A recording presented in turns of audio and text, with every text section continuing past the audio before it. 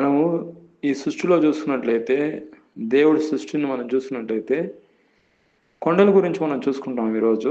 కొండలు హైట్‌గా ఉంటాయి. అంతా కూడా రాయితో ఉంటదండి. కొండను పగలగొట్టినా గానీ, లోపల అనేది ఏమి ఉండదండి. లోపలంతా కూడా రాయిగా ఉంటది.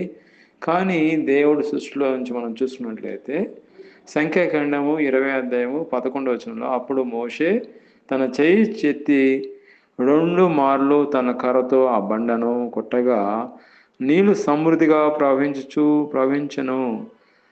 సమాజమును పశువులను తాగెను. ఇక్కడ మనం చూసినట్లయితే మోషే నాయకత్వంలో ఇజ్రాయెల్ ప్రజలు నడిపిస్తున్నాడు. వాళ్ళకి ఏం కావాలన్నా మోషే ఆయన నాయకత్వం వహిస్తున్నాడు. ఏం కావాలన్నా ఆయనే చూసుకునేవాడు. అయితే మోషే తన ప్రజలకు నీళ్ళు లేకపోతే నీళ్లు ఇక్కడ తెప్పించినట్టు మనం చూస్తున్నాము. ఆ బండ దగ్గరికి వచ్చి కొట్టగా నీళ్లు సమృద్ధిగా ప్రవహించెను. చూడండి, బండ అనేది దేనికి సాదృశ్యంగా ఉందంటే క్రీస్తు ప్రభువుకు సాదృశ్యంగా ఉందండి.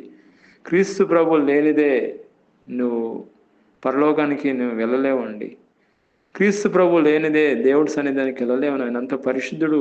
తండ్రి అయిన దేవుడు పరిశుద్ధుడు, పరిశుద్ధుడు, పరిశుద్ధుడు. ఆయన పరిశుద్ధ స్థలానికి వెళ్ళడానికి, పరిశుద్ధ దేవునితో మాట్లాడడానికి నీకు ఏగత లేనే లేదండి. కానీ ప్రభువైన యేసుక్రీస్తు ద్వారా నువ్వు దేవుడి సన్నిధికి దేవుడు సమీపించవచ్చు.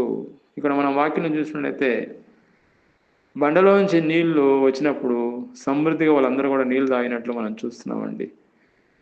మనకు సమృద్ధిగా క్రీస్తు ప్రభువే మనకు అన్ని ఇస్తాడండి. క్రీస్తు ప్రభులోనే మనకు రక్షణ ఉందండి. క్రీస్తు ప్రభులోనే మనకు విమోచన ఉందండి. నిత్య జీవం ఉందండి.